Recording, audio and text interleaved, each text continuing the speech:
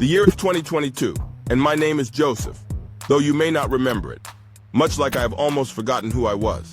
I stand at the precipice of death, a phantom among the living, yearning to share my tale before I fade away completely. I often joke that I'm a ghost of society, faceless, nameless, and without identity. You see, I have no social security number, no driver's license, nothing to tether me to existence. I became invisible, a specter back in 1969, when the US government recruited me for a life shrouded in darkness.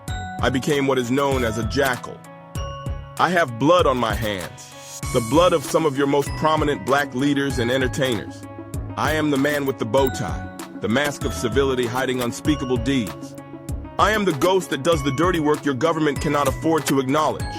But before I delve into the shadowy corners of my existence, let me take you back to where my story began. I was born in Birmingham, Alabama in 1948. My childhood was a tapestry woven with hope and hardship. In the turbulent 1960s, my family sought a better life, relocating to St. Louis, Illinois. My father, a hustler in every sense of the word, trafficked dope on the streets, but thrived in less obvious arenas. He rolled dice. It was a fateful game in 1965 that stole him from me, a lifeless body falling over a table stained with dreams and despair. I was only 15, ripe with adolescence but hollowed by tragedy. Despondent and lost, I dropped out of high school and gravitated toward the local pool hall, a gritty haven where men's destinies intertwined like the clinking of billiard balls. The owner, Royce, was a formidable force. His mere presence cast an imposing shadow. If you were selling cocaine or heroin in 1965, it likely flowed from his hands. Royce was the kingpin of the neighborhood. Whisper his name, and respect would reverberate through the streets. You might wonder why a naive kid like me would seek Royce out, but desperation and ambition are potent motivators. I wanted in, first on the drugs, then on the respect and power they promised.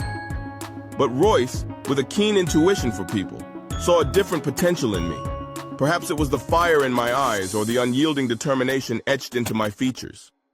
"Joseph," he said, "I have something better suited for your talents."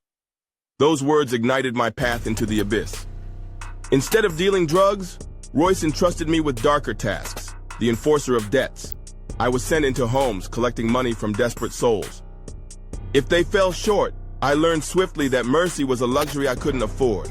I found myself breaking fingers, instilling fear as a cruel reminder of consequences. As I waded deeper into Royce's world, the line between my humanity and the monster I was becoming blurred. The streets became my battleground, and I was evolving, disguised in the guise of the common man, while my heart grew colder.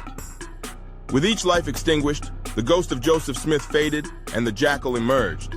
This isn't a tale of glory or pride, it's a recounting of my disintegration, a warning of what happens when one seeks power in a world drowned in blood. So here I stand today, still haunted by the sins of my past, wishing someone would hear my story before I slip into the void forever. I hope that my